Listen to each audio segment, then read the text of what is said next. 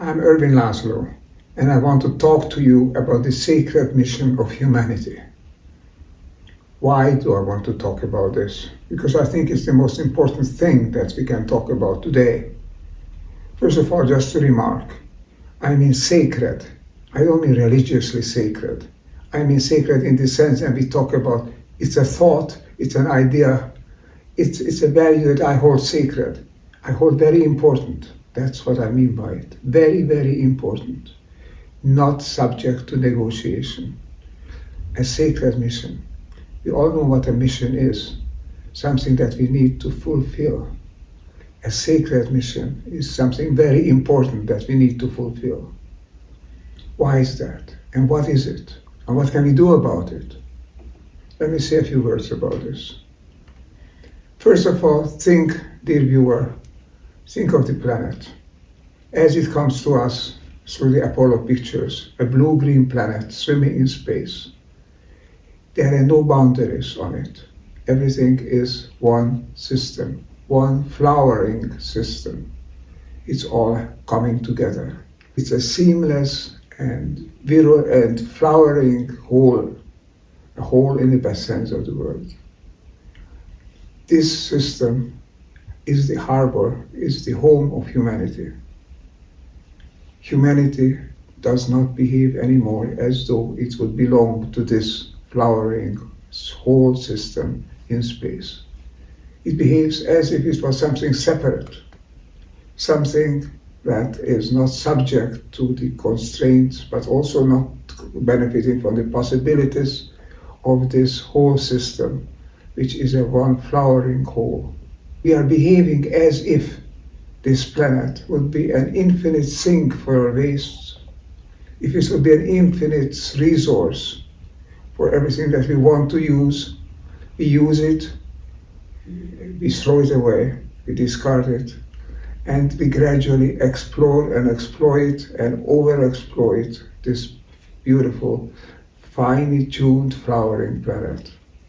This has its price. The price is that we are now despoiling, we are now overusing, damaging this system. We are no longer a part of it. We behave as if we were not a part of it, but we are a part of it. And the great mission, the sacred mission, is to become a part of it again. Let me say a few words about that.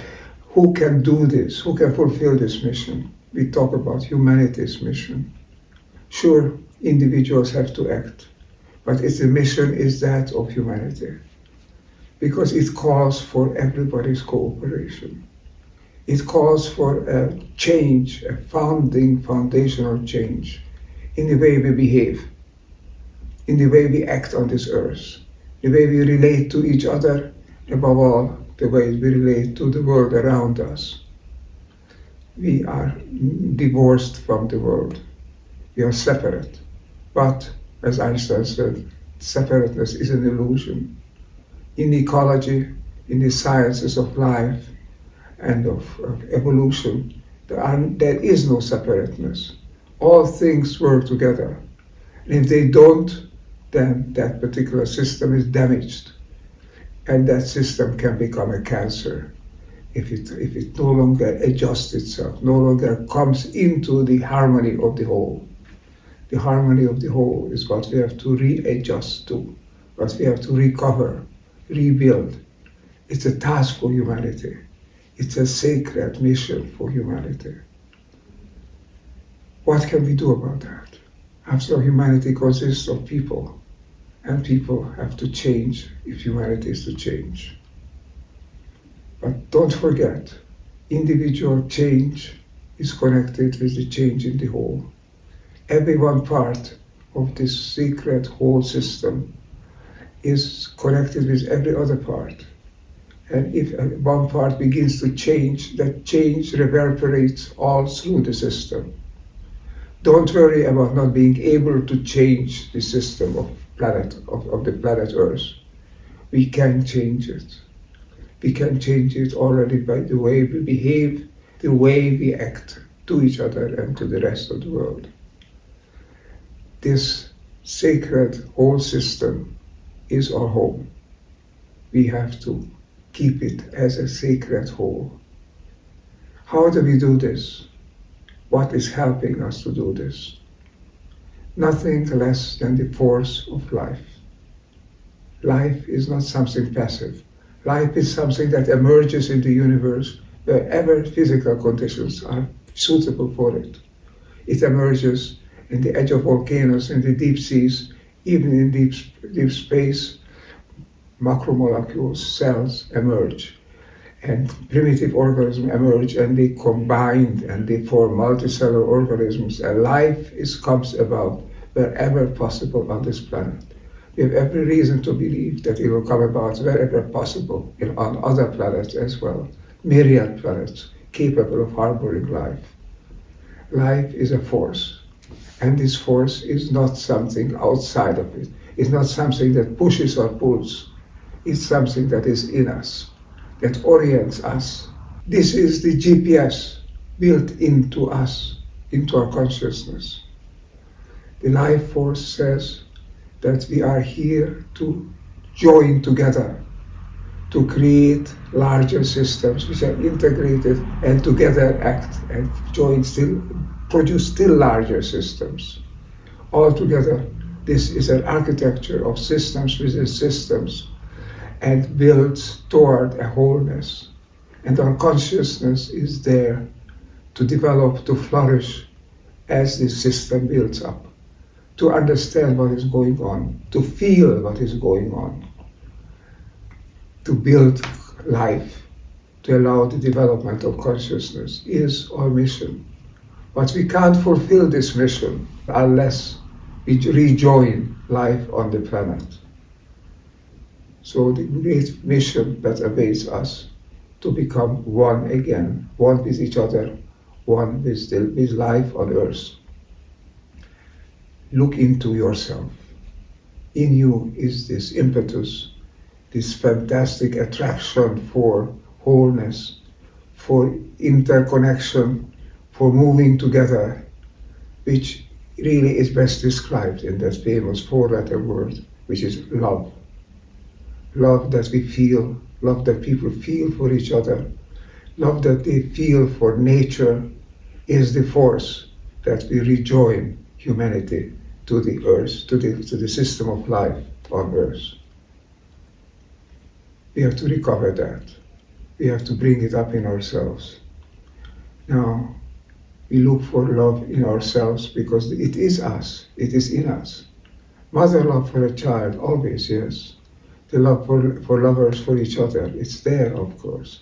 But the love for a citizen to the community in which he or she lives, that's also there.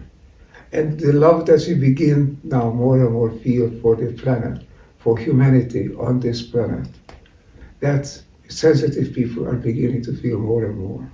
This is the great upshift that I've been talking about. Way forward is through us. Intrinsic, not extrinsic. Inherent, not outside. This is the way forward. And the great sacred mission is to recover this oneness. Because when we do that, we create critical masses.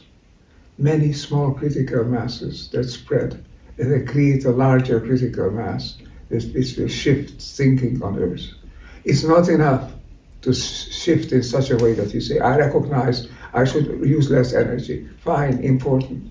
I recognize that you should be careful not to deforest the planet. Also important. All of these matters are tremendously important. But alone they are not sufficient. We have to recognize that we are dealing with a mission. We are dealing with putting things right that our immediate forefathers have made wrong. We have to redo the harm that has been done. It's not enough to do less bad. It's enough only if we do good. And the good is to begin to think, to feel, to intuit as one with the whole, as one with the planet. That's the mission. That's the mission.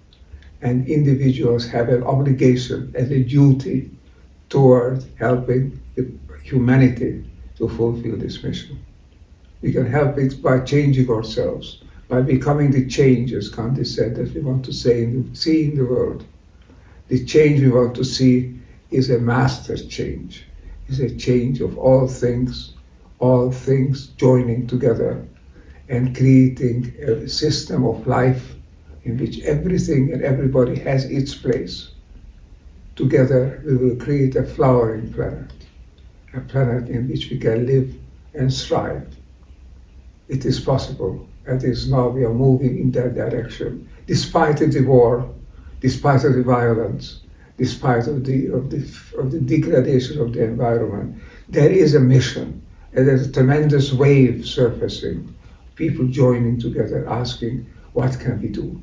We cannot go on as we were. We have to move forward, and forward is to recover what has been, what there is in nature, what there is in the universe, harmony, wholeness.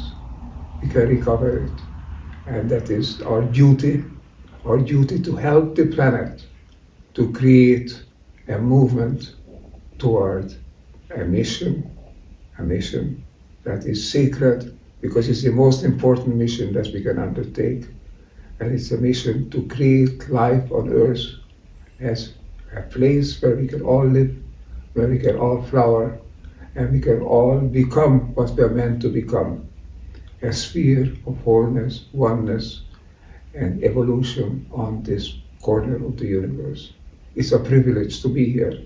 Let's live up to that privilege.